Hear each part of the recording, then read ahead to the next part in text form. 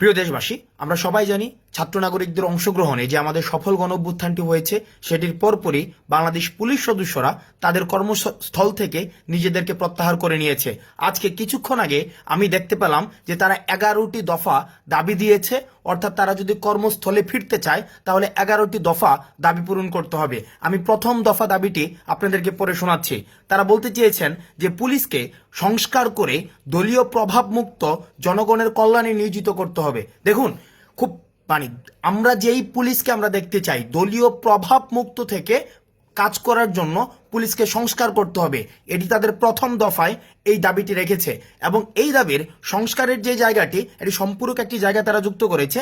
সেটি বলেছে, আমরা যে রঙের ইউনিফর্ম পরিধান করে কলঙ্কিত হলাম সেই পোশাকের রং পরিবর্তন করে কনস্টেবল থেকে আইজি পর্যন্ত একই ড্রেস কোড নিশ্চিত করতে হবে। এটি ছিল তাদের প্রথম দফার ক নাম্বার দাবি। খ নাম্বার দাবিতে তারা বলেছে, আমাদের সকল পুলিশ সদস্য ও তাদের পরিবারের নিরাপত্তা নিশ্চিত করতে হবে এবং এর সাথে সাথে যে সকল সিনিয়র অফিসাররা ক্ষমতার লোভী দালাল পুলিশ অফিসারদের কারণে আমাদের শত শত পুলিশ সদস্য ও সাধারণ ছাত্র জনতা মৃত্যুবরণ করেছে, তাদেরকে গ্রেফতার করে অনীতি বিলম্বে বাংলাদেশের প্রচলিত আইনে বিচার করতে হবে এবং তাদের অবৈধ সম্পদ বাজেয়াপ্ত করতে হবে। এটি অত্যন্ত গুরুত্বপূর্ণ একটি দাবি।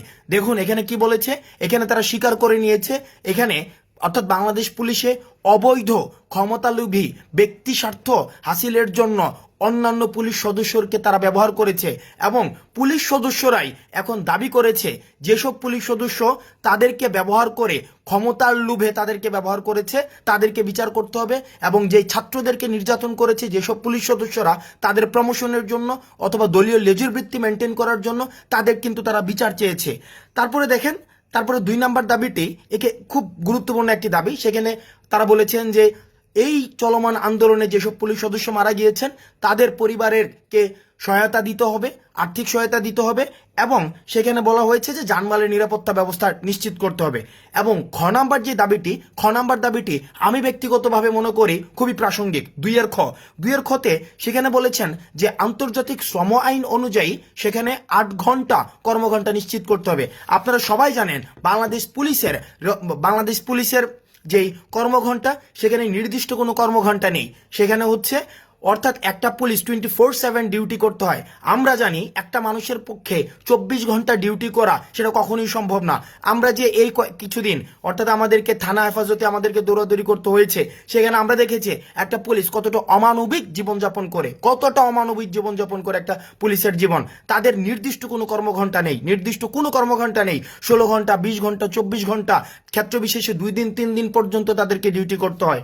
তাদের টোটাল 11টি দফা দাবি রয়েছে এবং প্রত্যেকটি দফা আমি যেগুলো পড়েছি কিছু কিছু দফা হচ্ছে ডিপার্টমেন্টাল, কিছু দাবি, বেশিরভাগ দাবি বা আমি প্রথম যে 4টি দফা দাবি যেগুলো সার্বজনীন সাধারণ মানুষ বুঝবে, আমি এই 4টি দফা দাবি পড়েছি। 4টি দফা তারা 2টির মধ্যে বলেছেন, দেখুন আমরা এমন একটি পুলিশ চাই, আমরা বৈষম্য বিরোধী ছাত্র আন্দোলন এমন একটি পুলিশ চাই যেই পুলিশ কখনোই হচ্ছে কোনো ধরনের গোষ্ঠী কেন্দ্রিক নিয়োজিত হবে না, বরং সেই পুলিশটি হবে জনগণের পুলিশ, অর্থাৎ পুলিশকে জনগণের সহায়তার জন্য জনগণের দুর্গরায় পৌঁছে দিতে পারবে। অর্থাৎ পুলিশের সাথে জনগণের যে মেলুবন্ধনটি সেই মেলুবন্ধনটি যথেষ্ট সুসম্পর্কের ভিত্তিতে গড়ে উঠবে। আমরা দেখেছি সাধারণ জনগণের যে ক্ষোভটি সেটি কিন্তু পুলিশের উপরে না, বরং সেই ক্ষোভটি হচ্ছে পুলিশের পোশাকের উপরে। অর্থাৎ যারা গত 16 বছর ধরে ফ্যাসিজম কায়েম করেছে এই পুলিশের পোশাকটি ব্যবহার করে, অর্থাৎ তাদেরকে লাঠিয়াল বাহিনীতে পরিণত করেছে। আমরা দেখেছি ছাত্রদেরকে দমন করার জন্য, সুশীল নাগরিকদেরকে দমন করার জন্য, যারাই নীতিগত সংস্কারের কথা বলেছেন তাদেরকে দমন করার জন্য পুলিশকে সবসময় লাঠিয়াল বাহিনী হিসেবে তারা ব্যবহার করেছে ক্ষমতালোভীরা। সুতরাং আমরা পুলিশের যে দাবিগুলো জানিয়েছে এই দাবিগুলোর প্রতি বৈষম্য বিরোধী ছাত্র আন্দোলনের একজন সমন্বয়ক হিসেবে আমি ব্যক্তিগতভাবে, এটি কোনো আমাদের আনুষ্ঠানিক বৈষম্য বিরোধী ছাত্র আন্দোলনের কোনো বক্তব্য নয়, আমি ব্যক্তিগতভাবে এই যে 4টি দাবি সেগুলিকে অত্যন্ত বা 11টি যে দাবি সেগুলিকে অত্যন্ত যুগোপযোগী মনে করছি এবং পুলিশকে জনগণের দুর্গরায় পৌঁছে দিতে এবং পুলিশের যে ভাবমূর্তি ক্ষুণ্ণ হয়েছে সেই ভাবমূর্তিকে আবার সেটাকে ফিরিয়ে আনতে, পুনর্গঠন করতে আমি বিশ্বাস করি এই যে দাবিগুলো সেগুলি প্রাসঙ্গিক। এবং আমরা বলতে চাই ছাত্র নাগরিকের অংশগ্রহণে যে অন্তর্বর্তীকালীন সরকার গঠিত হতে যাচ্ছে, আমরা বিশ্বাস করতে চাই সে অন্তর্বর্তীকালীন সরকার এই 11 দফা দাবিকে অবশ্যই আমলে নেবে।